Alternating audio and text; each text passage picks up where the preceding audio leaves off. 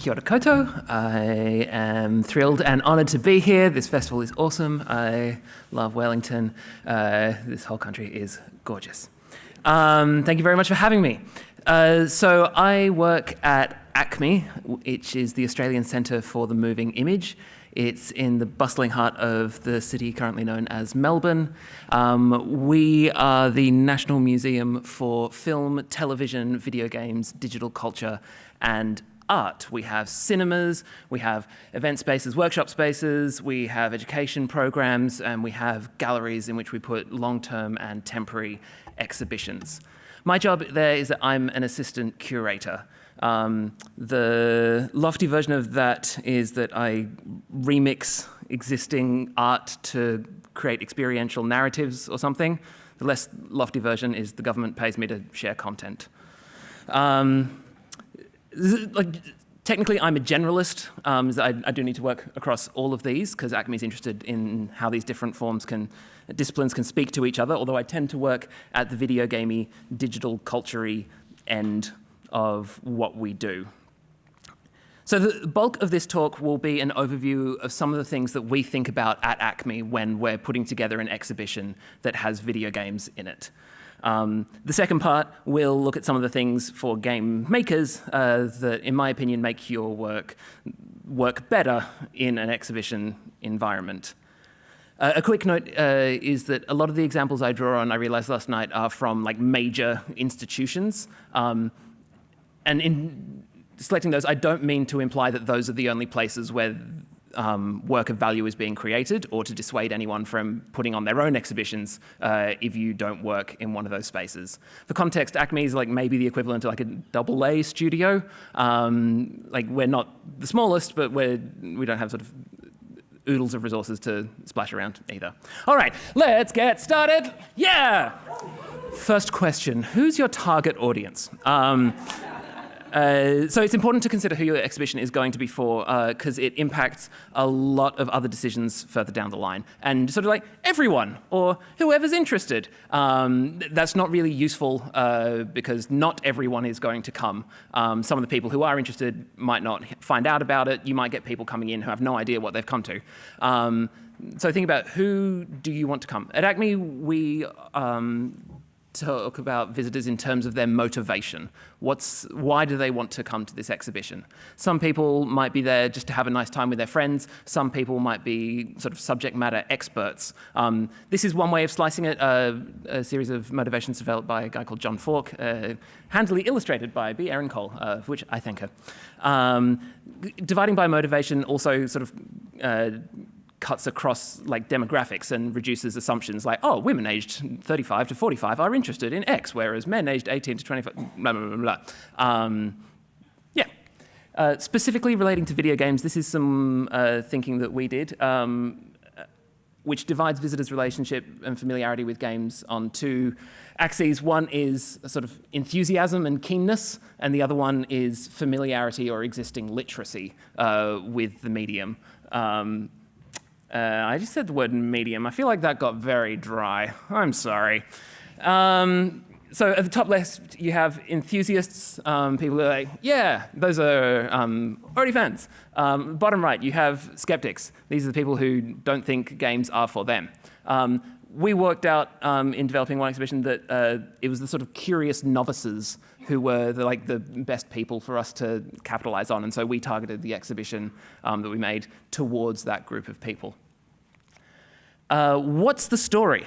Exhibitions are a free choice narrative environment, and rather than just sort of going it's some games, we can harness that potential for telling stories, for transforming people, emotionally presenting ideas, conceptual ideas in an order so that they are transformed, and that there is a story that is told as it goes along.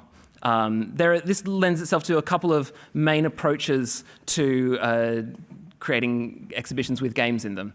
One is the historical survey. This is ACMI's exhibition, Game Masters. It presented over 100 notable games from the 70s through to the present day. A sort of historical survey model really lends itself to promoting intergenerational conversations between visitors, for showing the evolving relationship between technology and design. Another approach is to look at the interaction design of the games. This is an exhibition at MoMA, curated by Paola Antonelli, which really strips back the sort of physicality of the materiality of the game to focus on what is presented on the screen. It's a very sort of pared back presentation of each work, which they very consciously referenced an earlier exhibition in the 1930s that did the same thing for industrial design, presenting design artifacts as artwork. This exhibition, Video Games, has just closed at the V&A. This section of the exhibition was about the process of design. So this is the station for Bloodborne, and they don't have a playable copy of Bloodborne there. Instead, they have sort of concept art. They've got notebooks with sketches in them. They've got CAD drawings. They've got the score for the soundtrack, and they have footage of the game being played. They borrowed this approach from the V&A's architecture department. Marie Fulston, who curated it, talks about how they borrowed this approach of when you do an architecture exhibition, you can't exhibit the building, so you exhibit the detritus of the process of creating the building. Another approach is to profile the people who are making the game. This is ACMI's exhibition Codebreakers, which profiled 10 women in games, including New Zealand's own Marunihu. And then this is more of like a contemporary art approach, which is looking at the thematic content of the games themselves. This is States of Play in Liverpool, curated by Lucy Sollett and Leslie Taker, and it sort of looks at role play and identity and collects works around those themes. These are some approaches, and there are others. I added that slide late last night. All right, the next thing you need to do once you've got your story is choose some games. I don't know. Because we're working with things that already exist, this part of the process is create like a jigsaw puzzle of choosing works that can best represent the story that you're trying to tell to the audience you're trying to reach.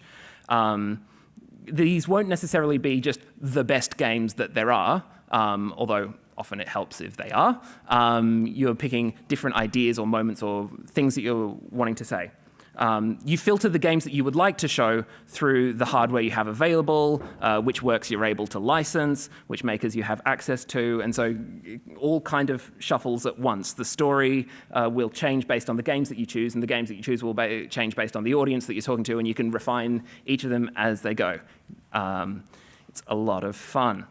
And then also consider, what are you actually showing? Are you just putting in a full playable version of the game? Do you just want to put in a section of the game that comes sort of 8 hours in without having people play that full 8 hours beforehand? Does showing the console that it's playing on matter to you when you're putting on an exhibition? Is just emulating the game okay? We were talking before about games that are about streaming games. That causes me a lot of anxiety because I can't just go buy a game and put it in. It's owned by someone else, and we need to work very closely with them to get something that will work. You might not even want to have a playable game at all. This is an artwork called San Andreas Streaming Deer Cam by Brett Watanabe. He released a deer into a copy of GTA and then streamed the ensuing mayhem.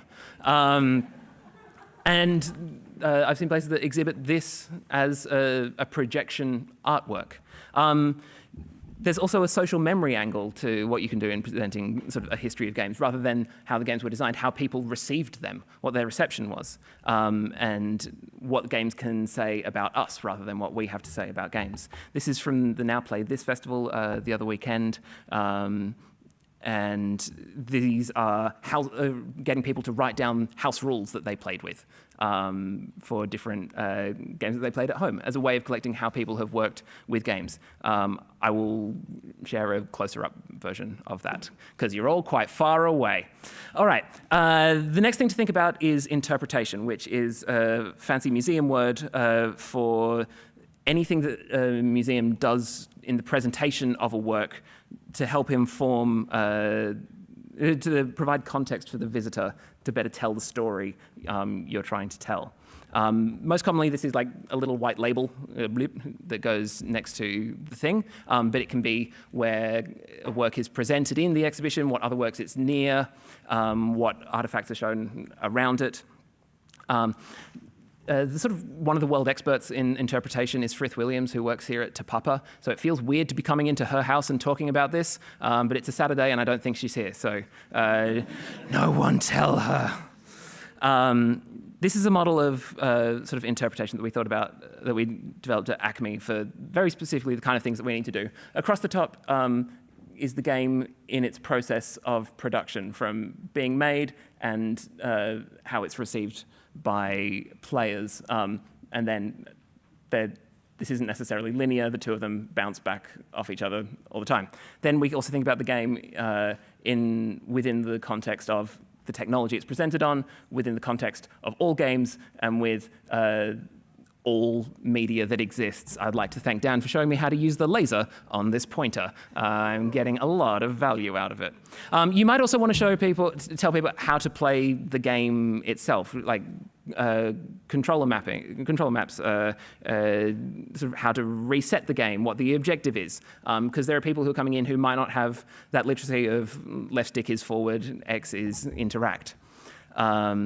Also, people kind of don't read the information that goes next to it. Like if there's a big screen here with colorful moving shapes on it and there's a piece of paper down here, they're looking at this one. So think about how you might try and integrate what you're trying to say into the thing that they're playing, or how to extra draw their attention to this.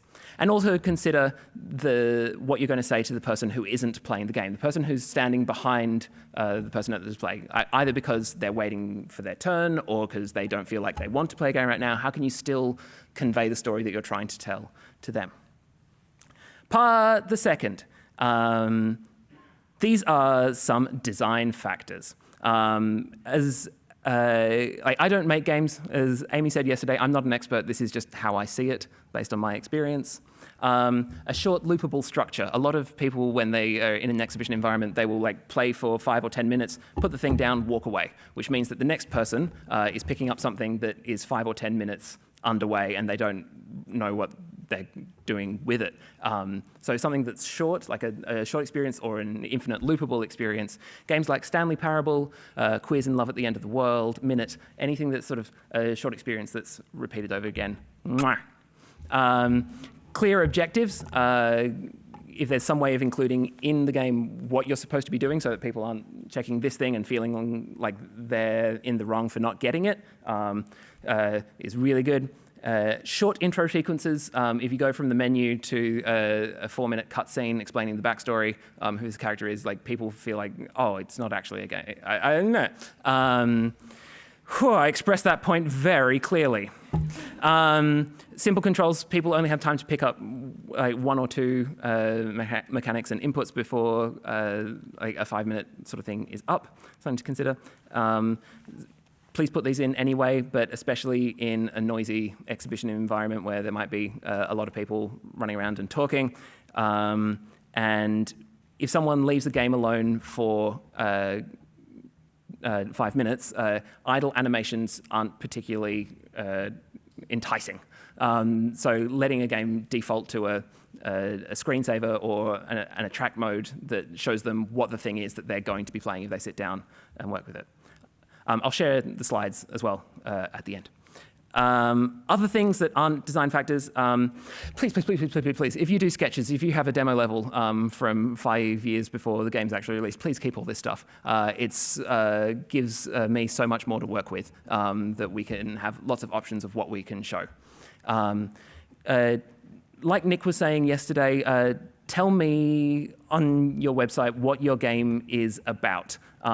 If your game has sort of some thematic resonance that you've built into it, that gives me many more options for what I can put it in conversation with than if it's just sort of, yeah, we're making a straight down the line dungeon crawler, and it's going to be great. That may be so, but it means that I can only put it with like other dungeon crawlers. And also, like, tell me who you are. If you've got tell me what you're interested in, what you're referencing. If you're into like Italian neo-realism, boom goes the dynamite. Yeah, I love that sort of thing. Let me know those sort of things that you're into. If you can create a PC build, it gives us a lot more options in like being able to lock down which buttons people can press and how they can interact with it than on standardly available consoles. We like being able to disconnect our games from the internet to stop people installing games that they shouldn't, basically. And it gives us a lot more control. So being able to lock off in-app purchases, stuff like that is ace.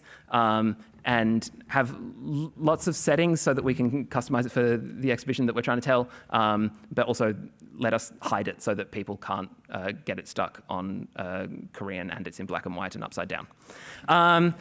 Thanks. These are some further readings. Oh no, I talked over the applause. Thank you.